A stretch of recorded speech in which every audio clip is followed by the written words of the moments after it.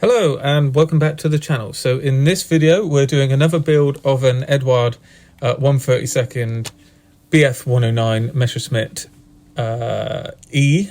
So this is an E7 again, so like the Balkan one that we did a little while ago. So just showing you there on the oxygen tank again to leave those, cut that down so you just got 3 of the holes showing. And then we've got a few more bits in the cockpit there as well. So this is a weekend edition, so it doesn't have any photo etch or anything with it. And it's straight out of the box. And then I add my own decals to this one, being turning it into a Romanian aircraft. And you can see the basic setup there. So we've got the control stick in, and we've got the actual cockpit there and the wheels and all of the stuff that you see usually in a 109, but we haven't got the foot pedals. And I did realise an oversight that Eduard usually tool their kits so that they can release them with photo etch and without. So you usually get plastic versions of the photo etch stuff you get in Profi packs. In this release, they didn't give you any plastic rudders, so that's something we have to have a look at sorting out in a minute. We can see the rest of the plastics parts that are all put on these sidewalls there. And it all looks pretty good. Gives a nice sort of 3D detail. Bit of depth to it. And it all looks very good under some paint and with a bit of weathering going on top as well. So for these later E-types, you could get into a bit of boggy ground arguing how the cockpit would have been painted and whether they would have been export versions for a Romanian one. But to keep it simple, we're just going to go with the cockpit colour of ROM 66 as a late colour. Now, you can see here that I'm going to try and scratch build some rudder pedals here using the photo etch out of the other E kit that we had on the channel a few weeks ago.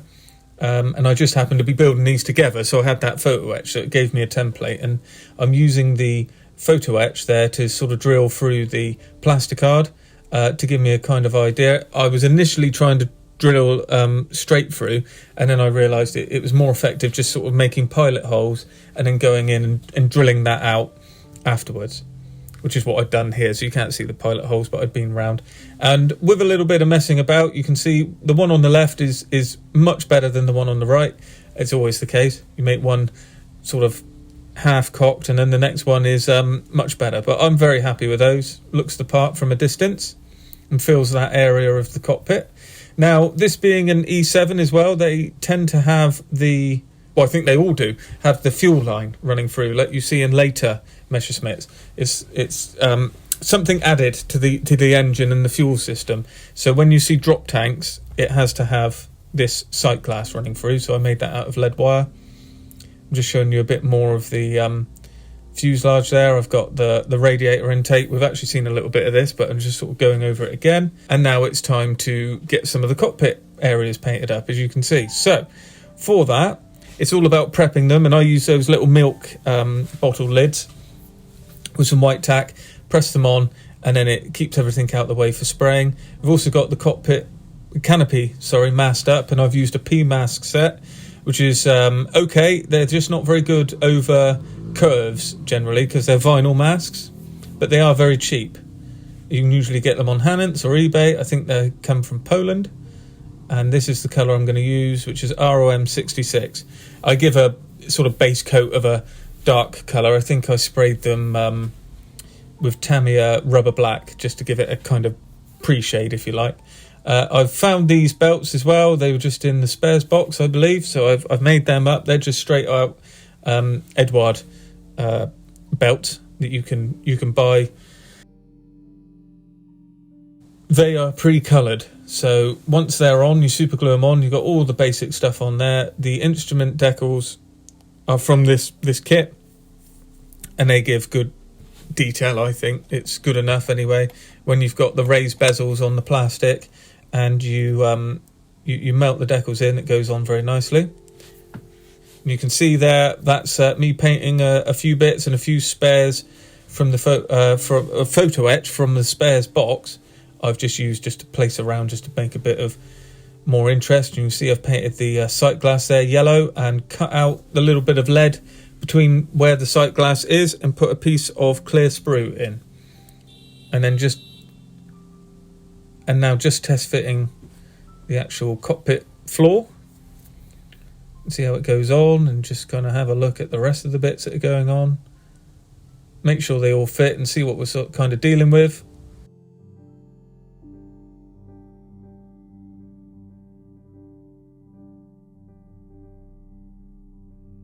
And you can actually have this glued up like this if you want, and then you can leave it off, do some weathering, and then you can glue on the rest of the other side. I think that's what I do in this one. I need to sort of spray the back of that, the inside of that rear firewall there for the engine, which I've done there. I think I might have even brush painted it. No, I did spray it up by the looks of it. And that's where we are. I've added a little bit of a wash, just from ammo enamel washes, and a little bit of dust as well, because this is meant to be November around Stalingrad in Russia, so it would have been a bit muddy, I'm sure. This is Vinca's aircraft, who apparently took off on the airfield with a technician in the plane with him as well, who he'd managed to help escape. And the anecdote is they were taking off across the bottom of the airfield as T-34s overran it. So whether that's true or not, it's a very nice story.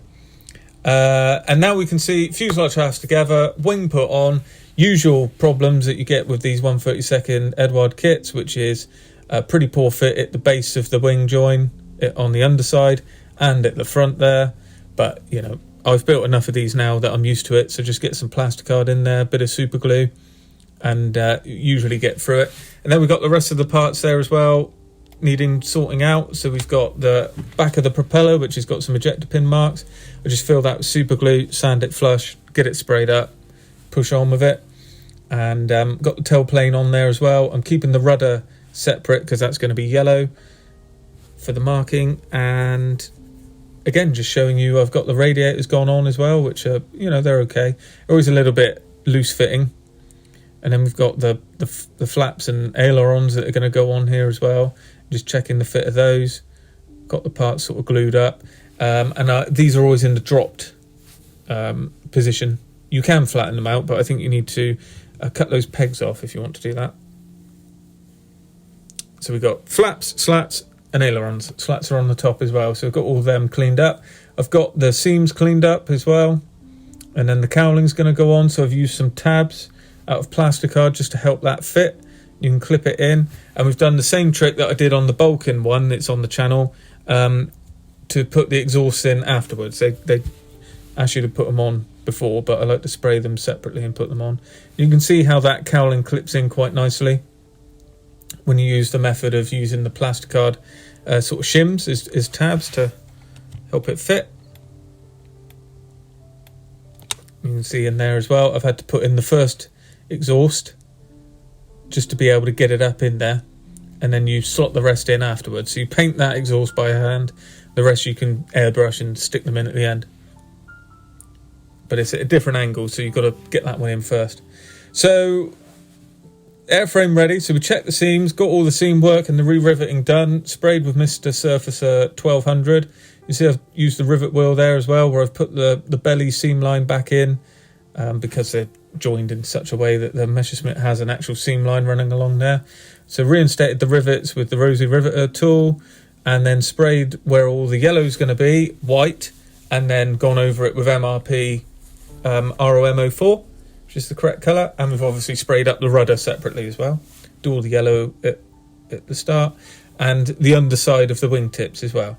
You can see there that we've got the canopy all masked, sprayed the interior colour, clipped on because it's a nice tight fit, and then primed over that interior colour, otherwise you'd see this light grey on the inside. So you spray it the interior colour first, then your primer, and then you can spray the exterior colour. You just got to go at things a bit differently, making sure the yellow's in the right places. I've actually missed the underside wing tips, but they do. The underside section, there's a square of yellow that you'll see towards the end that is very much on this marking scheme. And we sprayed up the rest of the stuff as well. Like I said, I had another one of these on the go, so if you see too many wheels, that's why.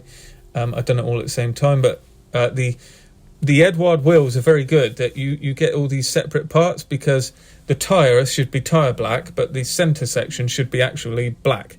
So I've done that. As you can spray it separately, you should be able to see the different shade, hopefully. And then you can just glue that in separately and you get a very nice join line. Which would be almost impossible to do as sharp as that through masking. We've got the gear legs there as well, which are notoriously 2mm too long on this Eduard kit. But we're not going to worry too much about that. So sprayed the uppers with ROM 71 and the undersides with ROM 65. And then that gets us ready for the decals. And I've sprayed those colours just with MRP. Now you can see these decals have quite a lot of carrier film, which I hoped might just disappear, but it doesn't. So I end up cutting all of that carrier film off once it's on the model, which, if you do it delicately, is not a problem. But the Romanian markings are quite striking with these crosses, very colourful, and with the yellow nose and the green, it does make for a nice scheme, actually. I've done the rudder there as well.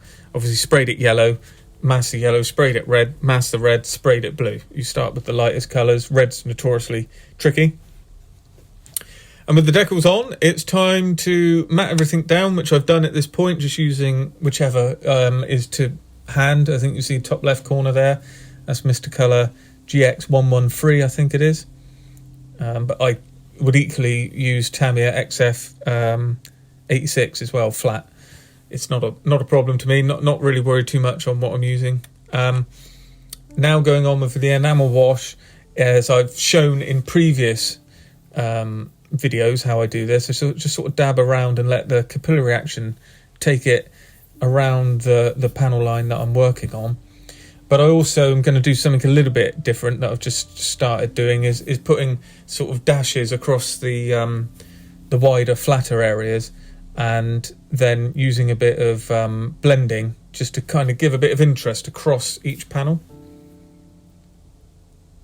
But it's all quite self-explanatory, so I'll leave you with this for a minute, and we'll see where we get to.